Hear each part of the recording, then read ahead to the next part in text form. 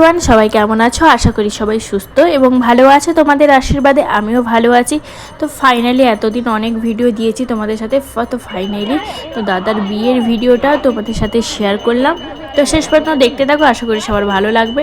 তো দেখো এখানে মালা বদল হচ্ছিলো আর ফটোগ্রাফি হচ্ছে, মানে বুঝতেই পারছো এক একটা পোজ এক একটা পোজ তারা ধরে ধরে ফটো তুলবে। তো তারপর দেখো এখানে খই পোড়া হচ্ছিল। তো ওই দেখো বামুন মশাই খই দিয়ে দিয়েছে, তারপরে মন্ত্র পড়ছিল, খই পোড়া হচ্ছিল। তো তোমরা দেখতে থাকো। তো শুভ দৃষ্টিটা তোমাদের সাথে শেয়ার করতে পারিনি, কারণ মেয়ে তখন কোলে ঘুমিয়েছিল আর অনেকটাই রাত হয়ে গেছিলো। তখন প্রায় 12টা, 12:30, 1টা বেজে গেছিলো।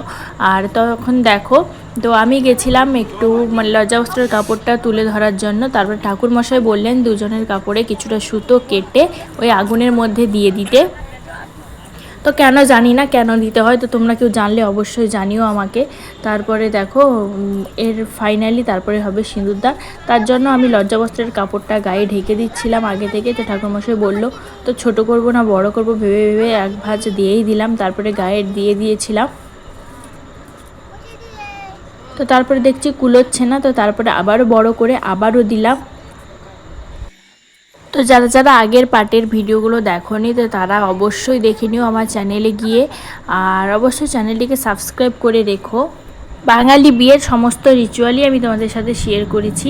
তো কিভাবে আমাদের বাঙালি মতে বিয়ে হয়, কত কিছু রিচুয়াল থাকে, সব কিছুই আমি তোমাদের সাথে শেয়ার করেছি ভিডিওতে।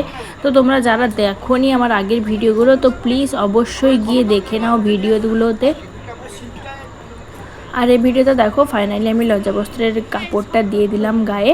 তারপর দেখো ও একজন কাকু ছিল, তো তিনি খবর কাগজ একটা সামনে দিয়ে দিল, কারণ যাতে সিঁদুরটা কাপড়ে পরে কাপড়টা নষ্ট না হয় এর জন্য। দেখো তারপরে ফাইনালি সেই মুহূর্ত চলে এলো যে দাদা আমার জায়ের মাথায় সিঁদুর দিচ্ছিল।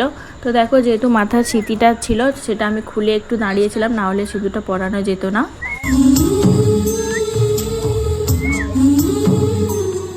তো পরপর 3বার মন্ত্র উচ্চারণ করে 3বার সিঁদুর পরানো হলো। তো তোমরা দেখো ভিডিওটা।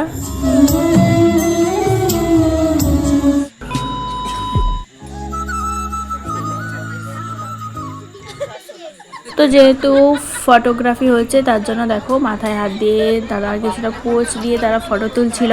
তারও দেখো ফাইনালি কিন্তু বিয়ে কমপ্লিট হয়ে গেছে। তো জাস্ট এটা ফটো তোলার জন্য তখন একটু জুম করে ক্যাপচার করা হচ্ছিল। আর সেই সময় দেখো লজ্জাবস্ত্রের কাপড়টা দিয়ে একদম মাথাটা ঢেকে দিতে হয়, এটাই আমাদের বাঙালি মতে নিয়ম। তো যারা তো জানো, যারা জানো না তাদের জন্যই শেয়ার করলাম। আর ভিডিওটা কেমন লাগলো অবশ্যই জানিও, আর ভালো লাগলে লাইক কমেন্ট শেয়ার করে দিও। আর যে বন্ধুরা আমার চ্যানেলে নতুন এসছো তোমরা প্লিজ আমার চ্যানেলটিকে সাবস্ক্রাইব করে রেখো নতুন নতুন ব্লগ ভিডিও পাওয়ার জন্য। দেখা হবে পরের কোনো ভিডিওতে, ততক্ষণ সবাই সুস্থ থেকো, ভালো থেকো, টাটা সবাইকে।